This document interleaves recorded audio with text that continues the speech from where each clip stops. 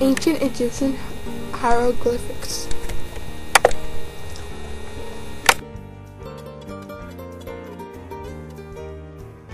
This picture is a hieroglyphic alphabet. Ancient Egyptians used symbols to represent letters. The symbols can be written from right to left or left to right. For example, if a symbol is facing right, you read it from right to left. If the symbol is right facing left, you read it from left to right. This symbol represents the letter H. This symbol is one of 700 ancient Egyptian hieroglyphics. Hieroglyphics were important for the ancient Egyptians because if they wouldn't have hieroglyphics, they couldn't communicate with each other. For example, if someone came to take their land, they couldn't write a warning to their friends and family.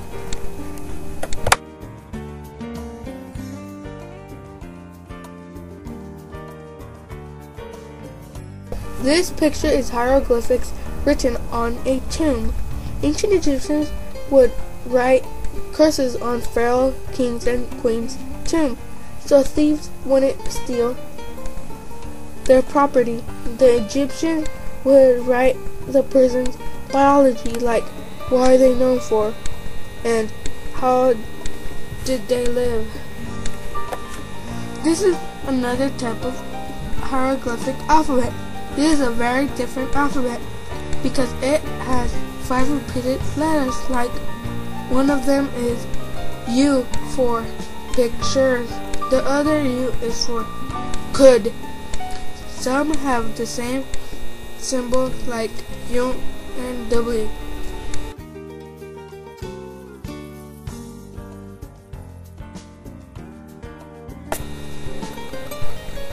Ancient Egyptian art.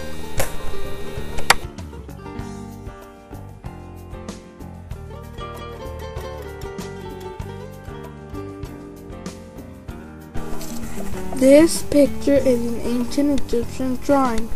This man is spending time hunting with a cat. Women accompany him. Notice that the birds, and especially the fish, are painted very realistic. Here the sun god, represented by a disc on top of the picture, extends his arm like right down to Akhenaten and Nefertiti. Akhenaten drew in the artwork, whereas beforehand. In the picture at far right, Akhenaten is shown with a protruding chin, a blonde head, thick lips, and his belly hangs over his garment. This picture depicts the goddesses Maat and Isis. Maat, the goddesses of trust and justice, is winged goddess who's healing. Isis is the goddess sitting on the throne. According to legend, Isis was the wife of Osiris and mother of Horus. Therefore, the queen of the god, the identifying characteristic that indicate the sitting goddess is Isis. The Great Sphinx of Giza is the most famous Egyptian sphinx. It was built around 2500 BC by Pharaoh Khafre. When someone walked by the sphinx, it would ask them a riddle. It goes like this: what has one voice and goes from 4 legs to 2 legs to 3 legs? The answer is a man. He uses 4 legs when he was a baby, crawling on his knees, 2 legs as an adult, and 3 legs when he is old and uses a cane. If the person got the riddle wrong, the Sphinx would eat them.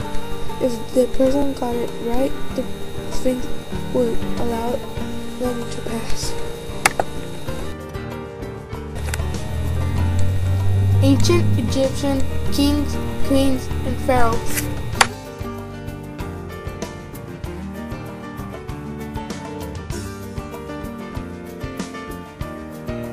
Ancient Egyptian pharaohs were rulers throughout the 30th dynasty. In ancient Egyptian history, it is speculated that some 170 or more rulers reigned over the great land of Egypt during a 3,000 year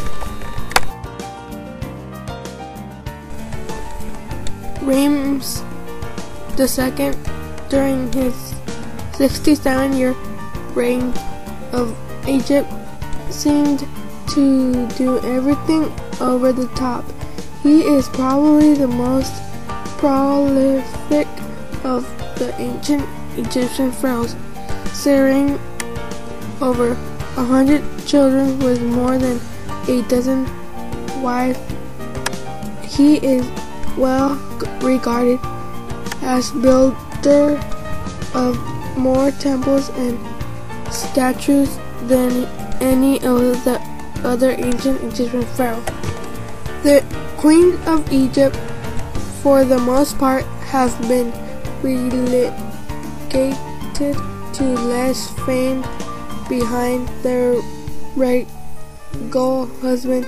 However, many have quite interesting histories in their own right. The queens of Egypt include a woman who dressed as a man, another who is still famed today for her beauty, and many who stand out in the history of Egypt.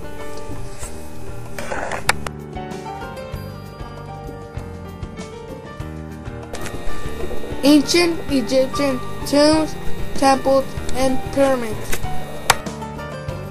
For a number of years, people believed that slave labor was used to construct the marvel. Recent theories indicate, however, that rather than slave labor, King Khufu utilized his organizational skills and ability to pull together the nation of Egypt in the construction of what would become his burial tomb and the largest pyramid known to man.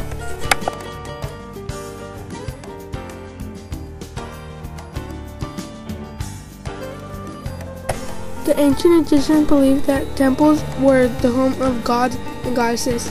Every temple was dedicated to a god or goddesses, and he or she was worshipped there by the temple priest and the pharaoh.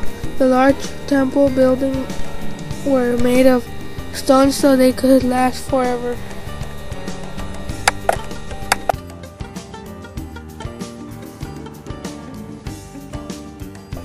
If one considers the fact that an estimate of 150 to 200 million people died in Upper Egypt alone between the time of the Old Kingdom and Roman rule, one should conclude that a few hundred tombs along a strip of desert